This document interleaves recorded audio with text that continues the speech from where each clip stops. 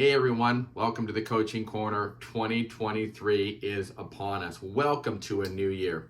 Some of us are probably glad to say goodbye to 2022, but more than anything, I pray that you're anticipating what this year, day by day, breath by breath, is going to look like for you in relation to God for the kingdom of heaven to come into our midst in a greater way.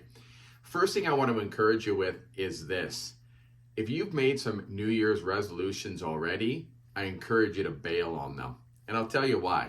Because New Year's resolutions are all about you trying to make a choice to do something for the entirety of the year. That's really what it's all about, New Year's resolutions. And what happens more times than not is you get yourself caught into regret. Man, I didn't follow through on that. And then I start to get harder on myself because I did not sustain a certain amount of momentum. Well, first and foremost, let's be sure we do this. Get off of the I will always, I will never. It just doesn't work. I want to encourage you with this. Tiny habits, tiny seasons. Tiny habits, tiny seasons. How do I begin to realign some specifics in goals that I want to make?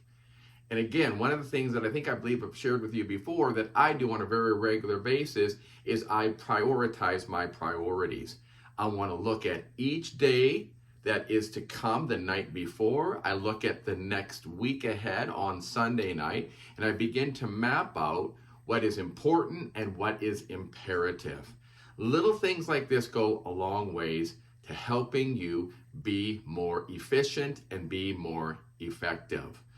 Another thing you can do is instead of, again, the long range goal, make smart goals that are 1 week, 1 month at a time, and then hit refresh, reset, refocus.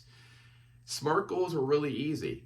It's just basically having a mapped out plan to a specific, measurable, attainable, relevant, time-bound goal. And whether that be weekly or monthly, you can refresh yourself to see how you're doing in that journey, what adjustments you need to make. What will that do for you? It will help you to not have to live with the regret of I didn't complete something that I started. The one thing that I do want to encourage you to do with the I will always and I will never, I will always connect with God and I will never abandon his heart. And when we get that as the focal point for 2023, I think that there's going to be some good days that will lie ahead for each and every one of us. The Coaching Corner, welcome to 2023. We got some great days ahead. Let's make sure we're a forward-thinking people. See you next week.